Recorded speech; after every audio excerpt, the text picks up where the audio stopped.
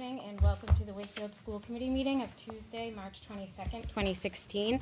I would like to call this meeting to order. We will start this meeting with the reading of the mission statement. The mission of the Wakefield Public Schools is to educate and inspire all students to be lifelong learners who are meaningful contributors to society and meet their academic, social, civic, and physical potential. Next up is public comment. Is there anyone from the public that would like to speak? Seeing none, we will move on to the consent agenda. Move that the school committee approve the minutes from the February 23, 2016 school committee meeting as presented. Second. Motion's been made and seconded. All those in favor? And we will move that to the next meeting Without Evan, again. you can't pass it, yeah. I need to abstain. Yep, got it. So 3 in favor, 3 abstentions, so motion does not pass. We will revote next time, again. Okay. All right, next motion is move that the school committee approve the minutes from the March 8, 2016 school committee meeting as presented. Second. Motion's been made and seconded. All those in favor? Did you abstain? 5 in favor, 1 abstention. Next up is the Student Advisory Council. Okay, so one of our members of the Student Council is in Washington, D.C. with the Close-Up program. So we have him on FaceTime, and he's going to tell us a little bit about the program right now. Hello, everyone. I am currently in Washington, D.C. with 29 other Wakefield High students. We are participating in the Close-Up program. Each person here has roommates from all over the country. Mine are from Minnesota. Everyone here visits memorials such as the Lincoln Memorial and the World War II Memorial, and we all participate in workshops together. In these workshops, we discuss many things and have mock debates about gun violence and other school issues. Tomorrow will be our first Wakefield High Day, so we'll be with all of our Wakefield students, and we're visiting Capitol Hill together. Excellent. That's great. Who is that, by the way? TJ Sellers. Okay. That's really cool. Thank That's you. awesome. Thank Thanks you. for doing that. FaceTime's cool. And the other things to talk about is spring sports started yesterday at the high school, and the sports offered in the spring are boys and girls lacrosse, baseball, softball, boys and girls tennis, and boys and girls track. And then one event that took place at the high school, I think was it last week, was the Warrior Give Back Day, and it took place on the half day, which was March 9th. It's a student council run event, and it's all members of student council have teams of 5 students, and they volunteer somewhere in the community. So this year we had over 140 kids volunteering on the half day in places in Wakefield and neighboring towns. We also are going to talk about how the English Language Arts MCAS is going on this week for sophomores, and think we're grateful for the late start it gives the other students so that it provides a perfect testing environment for the sophomores, considering it's a graduation requirement to pass the MCAS, so it's important that they feel that it's quiet and a good testing environment. And also this past weekend was the senior show, which was a great success. We sold out both nights. And it's a great tradition every year that the class looks forward to bring them together. And it was really fun to do High School Musical combined with all the skits to see all the students that didn't know had talent and singing and dancing, and it was a lot of fun. It was great. I had an opportunity to attend the senior show on Saturday night. It was great. A lot of talent. It was hilarious, too. Thank you. Thank you. I was curious, did the snow delay affect the testing? No, it didn't start till today, so they just got an extra delay. Yes. Amanda, right? Yes. Yeah. So, did I see you at Parent University? Yes. Were you volunteering? Yes. Could you talk a little bit about your experience there? What did you think? I thought it was good. I knew they did it the year before, but I had never been, and I got to hear the speaker a little bit talk about the birth order, so I thought that was cool. Where are you in your family's birth order? I'm the oldest. You're the oldest. So I thought it kind of fit. A little wake up. But we walked around and we walked into some of the classes and listened to some of the presentations, and there were a lot of parents that I knew from my siblings, and I thought it was interesting to see them sit in a classroom and listen to things that are more relevant, like the social media one and college and job planning. And I thought it was a good idea that I think should be continued. Good, well, thanks for helping out. Thank you. Anyone else? Great, thank you. Thank you. Thank you. Next up is chairman's comments. I was just thinking ahead to the second April meeting that we typically move to the Wednesday. But I need to confirm with Tom and WCAT and see if that will work. So I'll do that and then I'll confirm with you guys, but tentatively hold that date if you can. And that is all. Next up is superintendent's remarks. Okay, so first on the agenda for me is the FY17 recommended budget. Just maybe for our viewing audience, kind of a reminder that we've been at this for a very long time now. The process started back in the beginning of December. The budget subcommittee began to meet, and in mid-December we had presentations from school and district leaders to talk about the needs at each school and district-wide. And that led to the State of the Schools address in early January, which was also an opportunity to get feedback from all of the stakeholders about those priorities and what was important to faculty and staff and members of the community. Later in January, the Budget Subcommittee continued to meet. I was able to spend some quality time with Steve Mayo, the town administrator, and also met with the Finance Committee liaisons to discuss the process and where we were. And then, as you know, on February 23rd, I presented a recommended budget and did a PowerPoint presentation and reviewed the budget in much more detail. And then finally, last meeting on March 8th, we had our budget public hearing. And so I come to you today on March 22 to look for the school committee's recommendation on the budget as presented. Move that the school committee approve the FY17 recommended budget as presented. Second. Motion's been made and seconded. Discussion? Mr. Markham? Excuse me, thank you very much.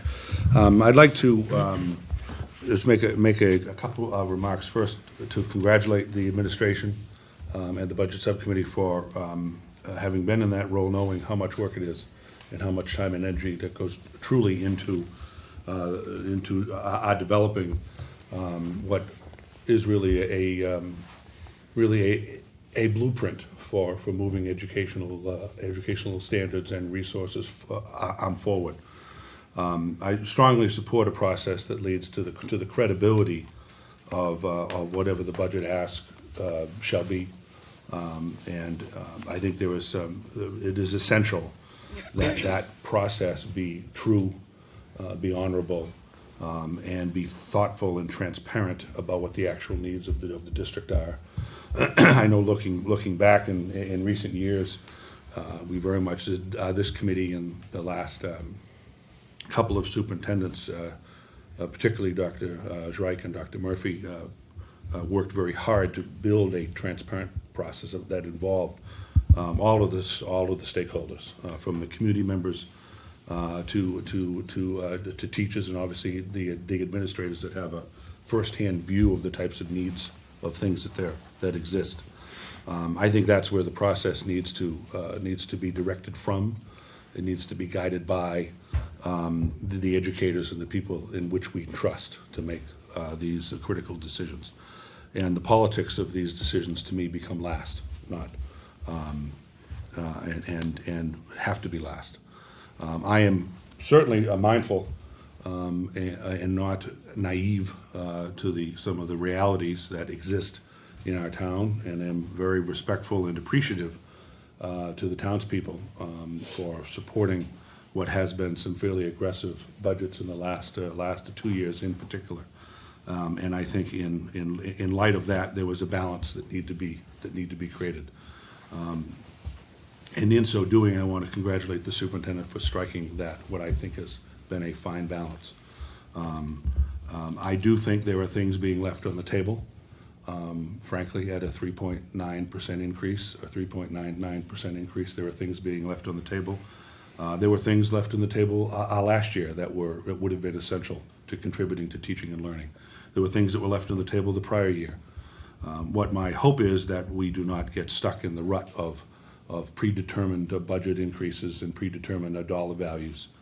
That flies in the face of progress, and that flies in the face of the type of things that we need to do to truly advance the quality teaching and learning. We want to raise the bar on teachers, we want to raise the bar on staff. We need to be able to put the resources in their hand in order to get the kids to those levels.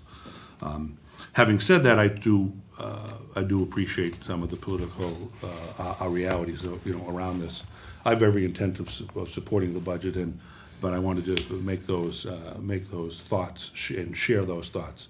That I think the transparency of the process has to be crisp, has to be open, has to be honorable. And if that's where we lead, I have nothing but confidence in the administration that that's exactly where we have landed. And I look forward to a healthy conversation as we move forward in the next several steps with approaching the town, approaching the finance committee, and then ultimately town meeting, and then building anew for as we begin to look soon at, which isn't too far away, fiscal 18 process. But I do want to, again, congratulate the administration and those involved in creating a delicate balance between the needs of all of the district and some of the expectations and external forces that were at play. Great, thank you. Any further discussion? Mr. Liakos? So I thank Tom for his comments. Just to pick up on a couple of points, and I've said this before, I think what I really appreciate about the development of this budget and in a similar way was that Dr. Smith and you and your staff grounded it in the instructional strategy, right? You started there, as we saw, last year was a significant budget increase. It was a way to fill a lot of gaps in our system and right-size things like special education. This year, the biggest increase is being driven by teacher salaries, educator salaries, in whatever form those eventually take through our collective bargaining agreements. But the first pillar of the instructional strategy is quality teaching, and we have to keep reminding ourselves that to attract, develop, and retain the best teaching force, we're going to have to pay them competitive wages and with competitive benefits. So I think that's important to remember, and I agree with everything Tom said about the process. And even though we did have a very significant budget increase last year and an increase this year. When I was looking at the historic figures in 2007, 10 years or so. In today's dollars, the school budget was about $29 million. Today it's 36. So it's about over 10 years. About a 20. Correct me if I'm wrong, Mike. It's about a 23% increase over a decade, which is on average of about a 2.3% increase per year. That's right. That's really not that. That's pretty modest growth, considering all the demands that are on our students and all that we're trying to achieve in our educational system. So I think. One of the goals that you set for us was to create and approve a responsible budget. So I think this is very much a responsible budget that meets the needs of the students in the district. So thank you. Anyone else? Great, motion's been made and seconded. All those in favor? Voted unanimously. Okay, thank you. And I'd just like to, a couple of thank yous. Thank you both, Greg and Tom, for those very eloquent remarks, very much appreciated and important. And I'd also like to thank Mike Pifferling. I really haven't had a chance to do that publicly, but really, I set the vision, but he does all the work. So I've had him working around the clock for a few months, and I appreciate it very, very much. I did want to just announce to the school committee that Kate and I will be leading presentations next week to the Board of Selectmen on Monday, March 28th at 7:30 p.m. That meeting begins, and to the Finance Committee on Thursday, March 31st at 7 o'clock p.m. And invite anyone that's available to attend or support But Kate and I will be presenting at that time. Okay, so that's budget. All right, next on the agenda is also related to the budget. So at the last meeting, at the budget public hearing, we heard from a number of parents from the Walton school and from the Walton school principal and from myself as superintendent in regard to the idea of putting forward a warrant article at the May 2016 town meeting to ask for support for a site study at the Walton School based on, specifically based on space needs. I think we talked about that last time, gave people a chance to really reflect on it. And so today, I brought forward the, what would be the warrant article language to ask for the school committee's support, approval, and consideration. Okay. Move that the school committee approve the submission of a warrant article to fund a site analysis at the Walton School. The warrant language will read, quote, "To see if the town will vote to raise and appropriate or transfer from available funds a sum of money to be expended under the direction of the Permanent Building Committee for a feasibility study concerning the possible repair or renovation of the Walton School building at 18 Davidson Road, and to authorize the town to apply for and expend without further appropriation available grants from any source for the same purpose, or to see what the town will do about it." Second. Motion's been made and seconded. Discussion? Just, how did the Mr. language Melnick. change from site study to feasibility study? That was just with counsel of Attorney Mullen. Okay. Anyone else? All those in favor? Voted unanimously. Thank you. The next on the docket is a revote of the statement of interest for the high school feasibility study. I was notified by the Permanent Building Committee that there was specific language in this statement of interest itself that talks about the regulations and the very, very specific language that has to be used in that vote. So I would ask tonight that we revote on the statement of interest. All right.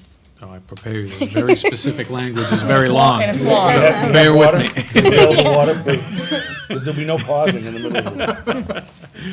Resolved, having convened in an open meeting on March 22, 2016,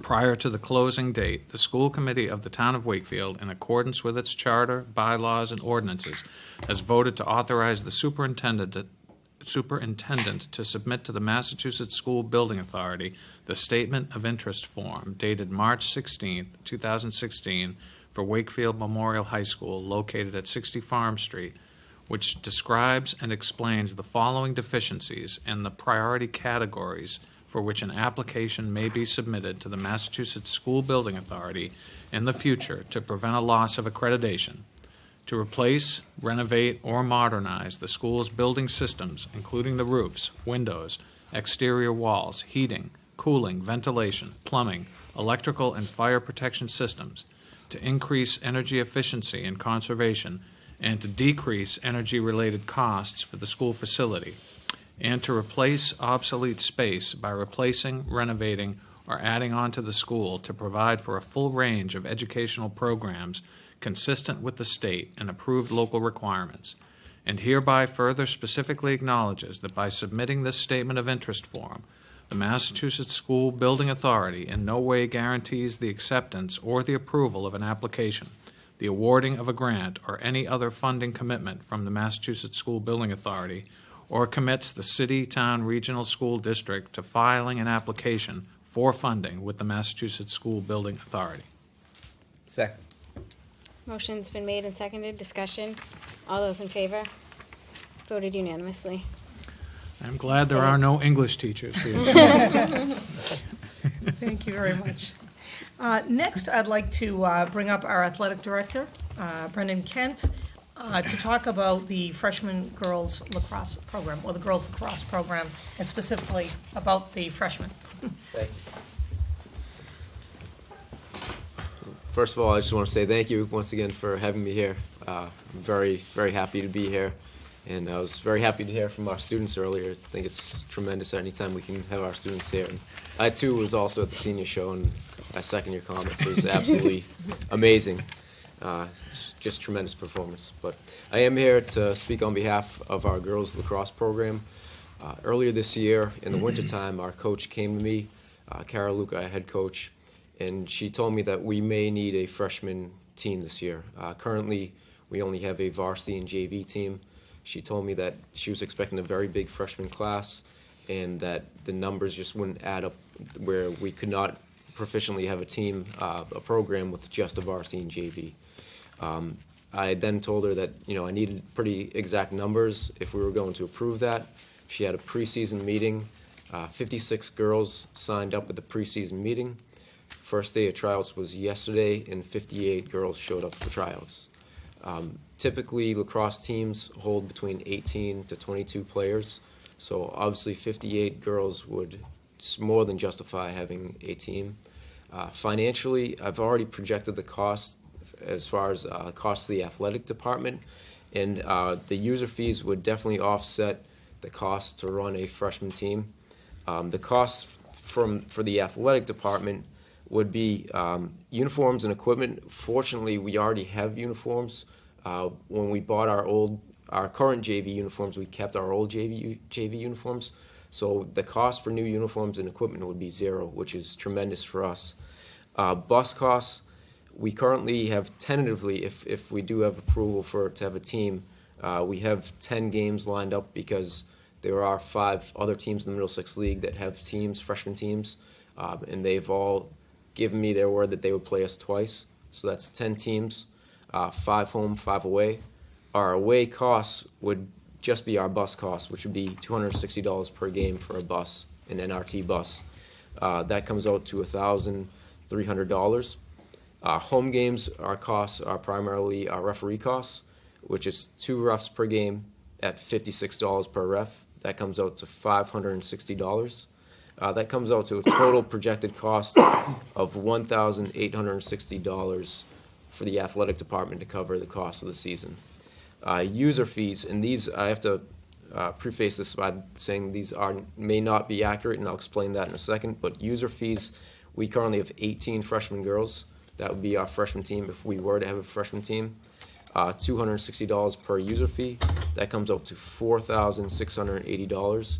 So as you can see, we would have more than enough to accommodate having a team financially. That would come out to a total net, essentially a profit of $3,000. And as I mentioned before, that isn't necessarily accurate because it is the spring season. We do have a number of families who've already hit their family cap. We also have a number of students that are on financial hardship. So those 18 players, out of those 18 players, they may not all be paying user fees. But my estimates, we would definitely have enough to fund a team. What I'm here today is to ask for funding for a coach because, as I mentioned in my budget presentation earlier this year, the athletic account does not cover coaches' salaries. So certainly, obviously, if we were to have a team, we would need a coach. I was in communication with Mike Piffling in regards to what that would cost. We've never had the position, so it's new to us. We tried to stay consistent with what our other freshman coaches are being paid. So the number we came up with was $2,100 for step 1 for a freshman lacrosse coach. And that, I think, is certainly more than fair. I asked the other 5 schools in the Middlesex League what they're paying their freshman lacrosse coach, step 1. The only school that got back to me was Arlington High School, and they're paying their freshman lacrosse coach, step 1, $3,096. Our freshman coaches for baseball, softball get $2,100. So, again, we're trying to stay consistent with what we're paying our other freshman coaches.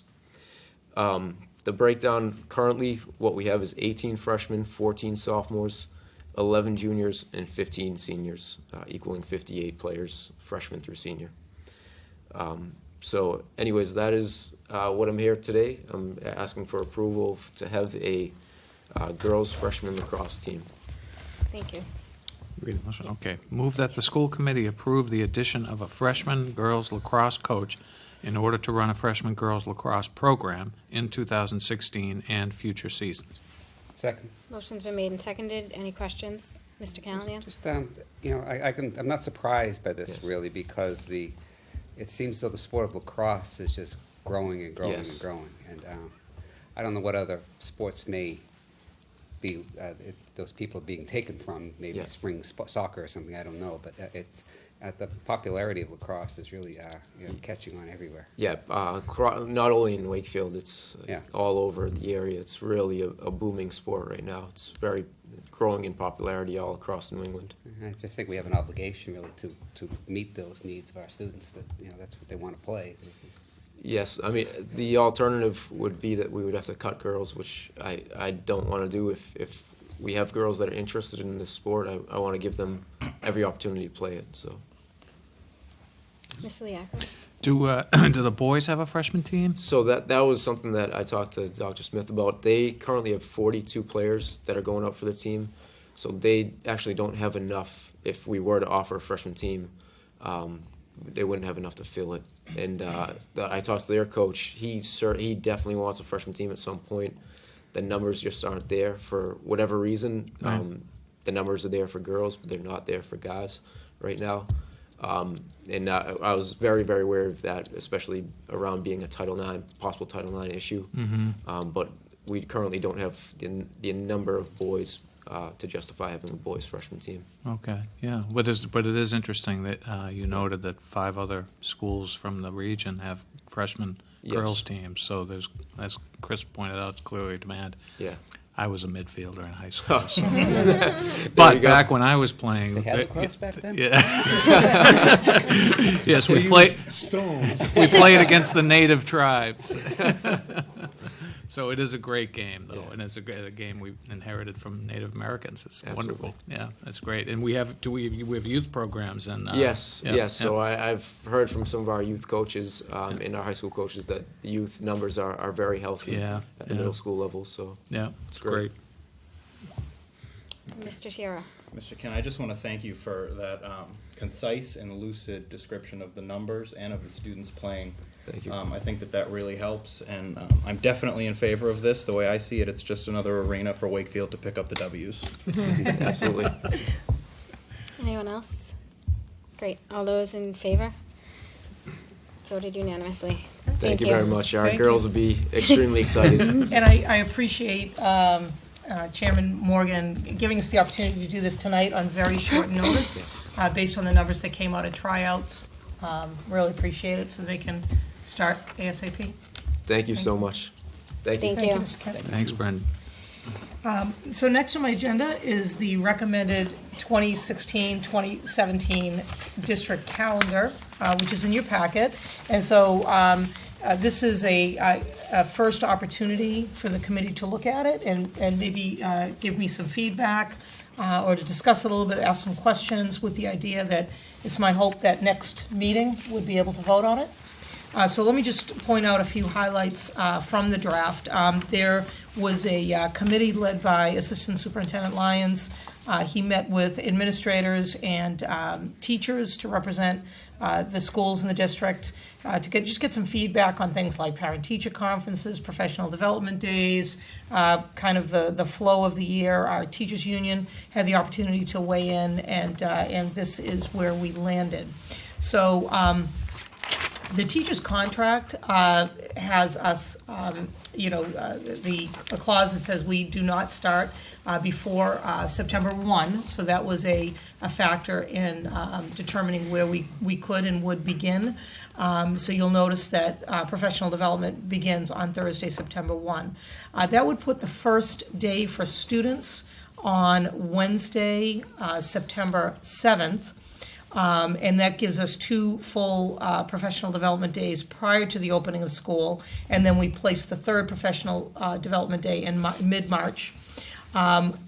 We, in an effort to obtain the 10 early release days for professional development, to fulfill the full professional development plan that we have, requires us to find a slot that makes sense for those 10 days. And an idea that we had come up with that made a lot of sense to us was to where we were not able to get 3 full professional development days in prior to the opening of school, that we could make the first day of school an early release day. So often on that first day, students come in, there's a lot of excitement, teachers are getting to know the students, the kids are getting to know each other, you're distributing books, you're kind of doing all of the opening day expectations, and it makes sense that first day could just be a half day to kind of get everyone situated, and that would give the staff that much needed time to finish off some key trainings before the school year is fully underway. So that's what you see there. This year, we very carefully noted, in the color version, you'll see that the Jewish holidays are noted in light blue. We've definitely had difficulty in the last few years making some errors. Often the errors were made because the Jewish holiday begins at sundown the night before the holiday, and it's easy to miss on the calendar. So we were careful to put those in color this year to make sure that we do not make any errors in that regard in the coming year. One of the pieces that we didn't pick up until really the last minute was we had originally had the last day of school on Friday, June 16th, but Assistant Superintendent Lyons noticed that the New Year's Day falls this year on Sunday, and by Massachusetts law, you have to celebrate that or honor that on the Monday. So with the holiday on Monday, January 2, that bumps the last day of school to Monday, June 19th. And you always try to avoid doing that going into the next week. So that's one piece that would like to get maybe some feedback on. Ultimately, though, what we talked about is that even in the mildest of winters, this year is a great example, we've always had at least one snow day. So chances are we'll enter that week with a snow day or two anyway.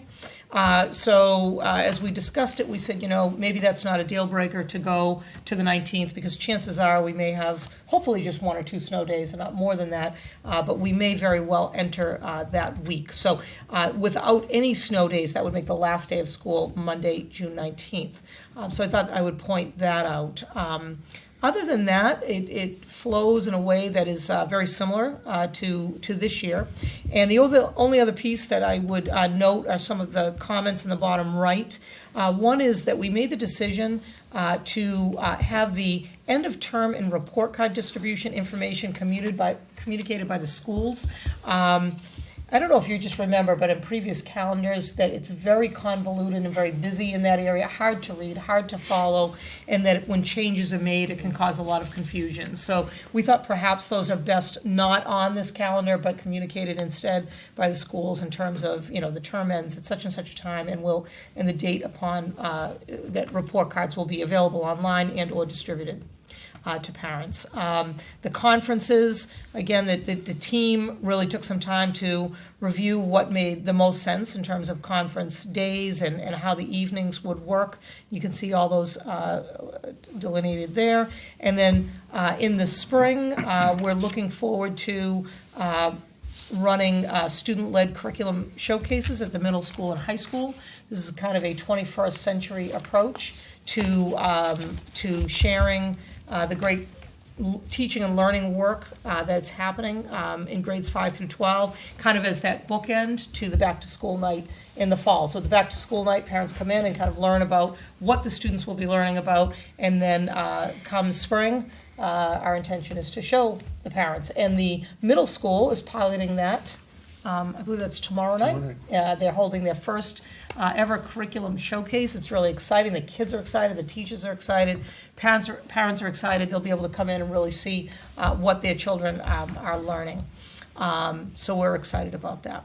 So that's sort of the overview of the calendar, and I'm happy to take any questions or just any of your thoughts or your feedback upon first look at this calendar. I don't know if anyone would like to weigh in tonight, or just maybe think about it and weigh in. Mr. Leankos. So are any elements of the calendar subject to change because of collective bargaining? So we've already worked with the WEA with this draft, and Okay. they're on board. So at least at this time, and maybe the chairman of labor can remind me, but I do not believe that there is anything that may impact in the collective bargaining process that may change what's on this calendar that I can think of. So at this point, they have, It's possible. Okay. We it should is really possible. talk about that. Yep, so Mr. Markham's saying it's at least possible, so. Okay, so related to that, so could you just remind us how many early release days for professional development? So there are 10 early release days related to professional development, and that's the same as this year and last year. Okay, so so this is more of a sort of a philosophical question, but as we try to move toward, with each year, if I understand it correctly, your goal and our goal as a district is to advance more job-embedded professional development. That's right. Is that in conflict with early release days for professional development? Or in other words, would the goal in theory from 10 years from now be fewer early release days because the kind of professional development the teachers are doing is more embedded in their day-to-day activity? So I really see those as being on a parallel course where the early release days, for example, this year we're running the 5-part series for teachers learning about working with students with disabilities or working with English language learners. And by having an early release day, you can provide programming where you have guest speakers come in.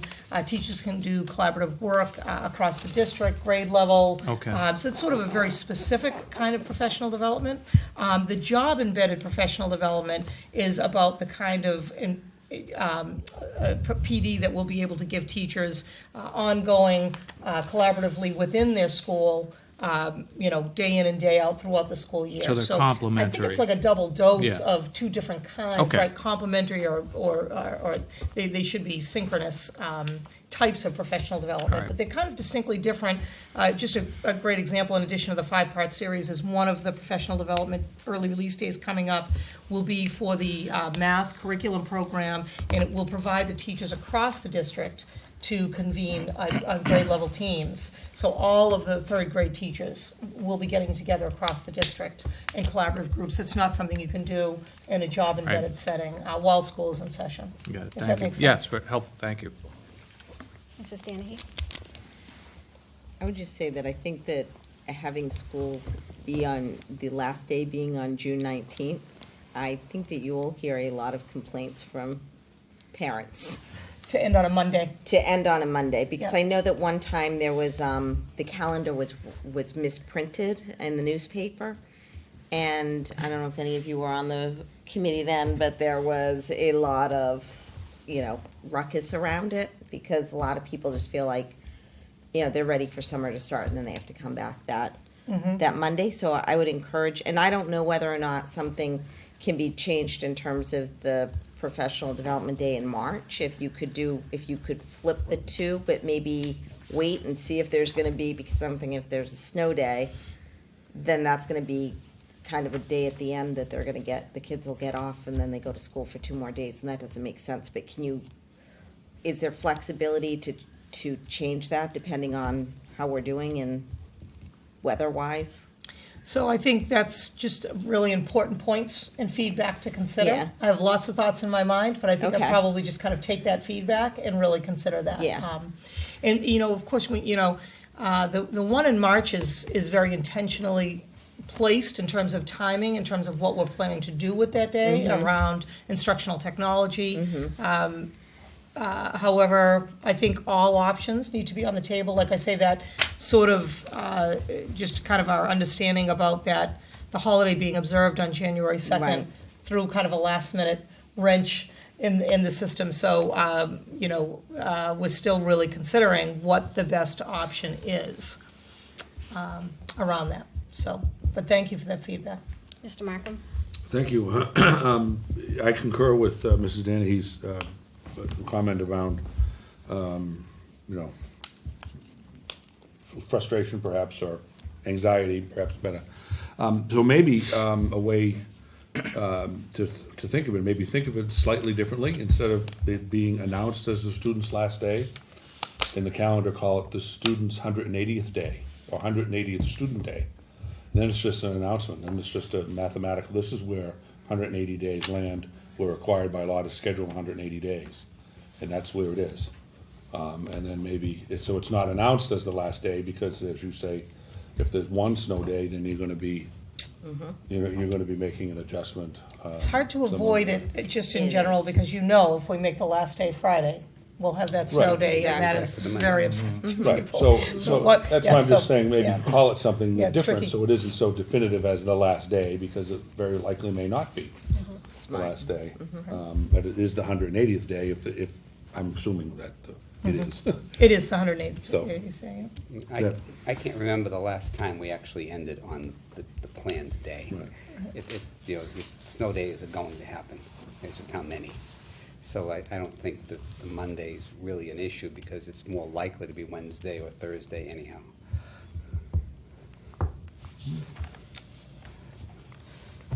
Anything else? Okay. Feedback appreciated. Give you more time to mull it over, and please contact me if you have any other thoughts, and I'll bring it back at our next meeting. So that really just brings me to any other comments that I have. I just also wanted to comment on Parent University. I thought it was just a fantastic event. It was our third annual. We had a lot of support in the community, beginning with our lead sponsors, the Rotary Club of Wakefield and the Wakefield Cooperative Bank. Without their support, we would not have been able to to put together such a great day. Certainly the Wakefield Parent Partnership, the Wake Up group, and I just had a fantastic parent committee that helped put all of the details of it together. Wakefield CPAC, which is our special education Parent Advisory Council, did a lot to bring in some great workshops for us. WCAT was there to film our keynote speaker, and then our high school and middle school students came, and as I think it was Mr. Leokas mentioned, the students did a great job of supporting the program. We had students from the high school TV production program there filming some of the sessions, so we can share those further. And I really want to thank the number of Wakefield Public Schools faculty and staff and administration that came out and ran presentations, and they did just a really terrific job. We ran 3 different strands of workshops. One was a curriculum strand, a second was a technology strand, and then the third strand we entitled the Whole Child Matters. So there were workshops on everything from anxiety and students kind of coping with anxiety, and we did a mindfulness workshop. Both of those were excellent. We did technology workshops on Chromebooks and Google Apps for Education and Google Classroom. We had workshops on guiding families through the college planning process, how to raise responsible children and encourage our kids effectively. We had a workshop on MCAS to park and kind of helping explain or understand that. Mr. Brendan Kent was there and did one on just kind of understanding the world of organized sports. We had one on parenting for healthy teen relationships. High school students came and presented on social media, what every parent should know, coming from high school kids who really know. And I popped in on that one, and they were sharing some very key, important things, and explaining to parents exactly what they should do to kind of help with that, which was great. And we had some great workshops on successful transitions. From Margot Perriello, helped parents with the transition from pre-kindergarten to kindergarten. Principal Colin Toney helped with that transition from grade 4 to grade 5, which is a big jump and can cause a lot of anxiety, and they did some really nice work around that. We had presentations on ADHD, we had presentations on STEAM education, robotics and coding.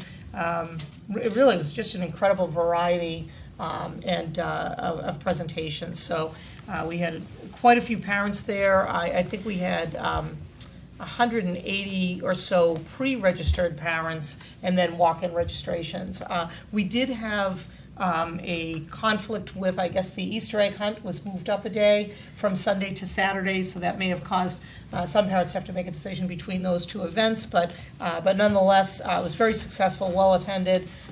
We had some great raffles at the end, supported by all kinds of community businesses and partners, and just a great day altogether. So just wanted to kind of give everyone a shout out and a thank you, and just hopefully we'll just continue on with that great event in the future and get ready for our 4th annual. So that's it on my agenda today. Thank you. Thank you. Gifts?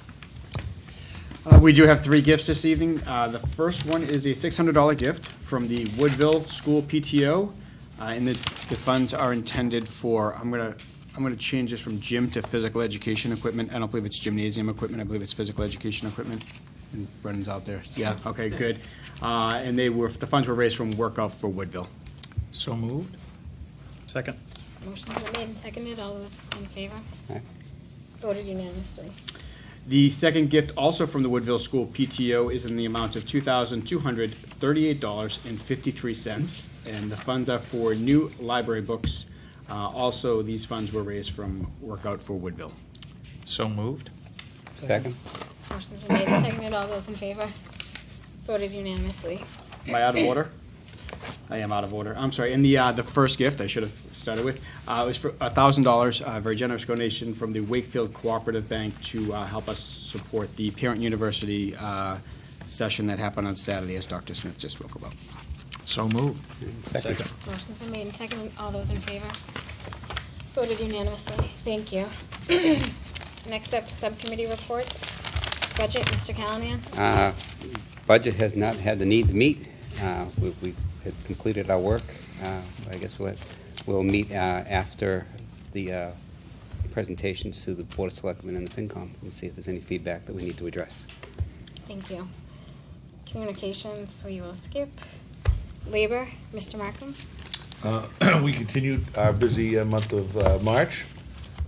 We had a meeting earlier tonight on some strategy efforts, and we're meeting tomorrow night with Unit C and next week with 2 AFSCME groups. So we continue to be doing the work here. Great, thank you.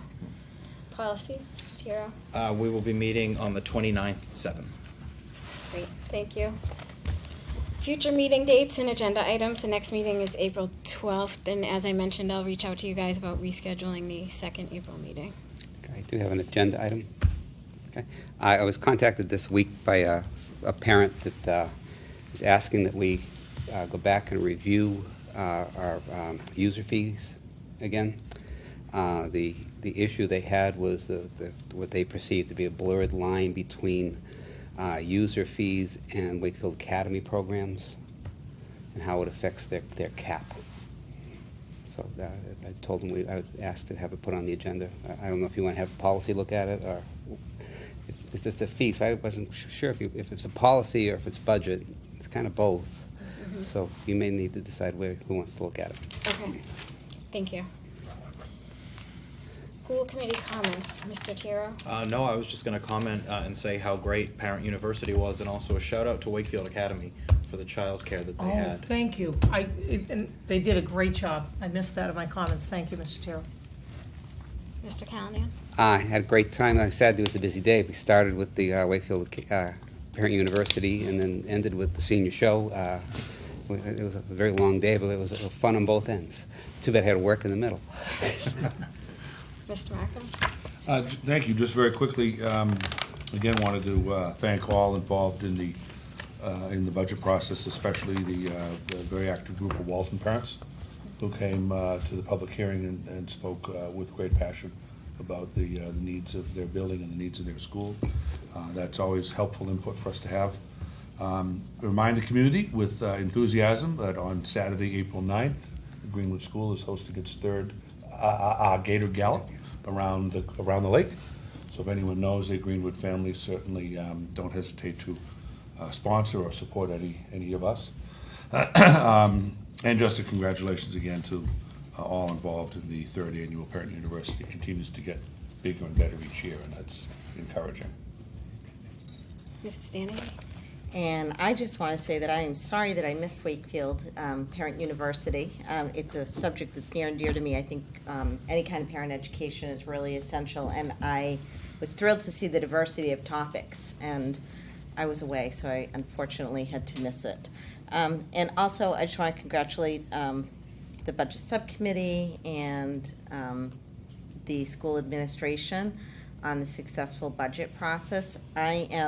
I'm very proud of the progress that we've made in Wakefield Public Schools, particularly over the last few years. I think we've been playing catch up. I don't think that it was like, oh, we just got this money and it was great. We had a lot of catching up to do. And I think that we're headed in the right direction. And, you know, I think that we always have to be mindful and prudent in terms of our budgeting, but I like the fact that it has been really a methodical approach to budgeting that's all focused on teaching and learning. So I'm very proud and very happy that the budget process is in place. So congratulations and thank you. Mr. Liakos. Some good, thanks. Mr. Pifferling. Yes, thank you, Ms. Morgan. You're welcome. I would like to thank the community and our staff who attended our budget sessions early on, the principals and our leadership team who guided us and really spoke very supportive of what their needs are in the schools. They didn't hold back at all, which was very important to hear. The Town Finance Committee, subcommittee for the schools has been phenomenal. They've been very interactive with us. It was not a one-way conversation. They were totally supportive, as well as the town administration and the town accountant who have helped me on some of the backside. Dr. Smith, Mr. Lyons, Ms. O'Neill, Mr. Weiner, Mr. Rao, who helped me structure a lot of the stuff and come up with some creative ideas and different ways that we could structure some things. Certainly, Mr. Callanan chairing the budget subcommittee along with Ms. Morgan and Mr. Liakos. I certainly appreciate all of your help and support, as well as the full committee for your support tonight. And last but not least, I want to thank the central office staff who has put up with me for the last 3 months, but also supported us, pulled us numbers, got us data, got us background information, historical information. So I just want to thank everybody who's been involved with this. And I know I'm missing people, but it's been another great process. So. Dr. Smith. And I guess I would just like to thank the school committee for your support in my first budget process. And everyone at this table has been incredibly helpful and supportive throughout. So thank you very much. Great, thank you. Motion to adjourn. Move that the school committee adjourns its meeting of March 22nd, 2016. Motion's been made and seconded. All those in favor? Voted unanimously. Thank you.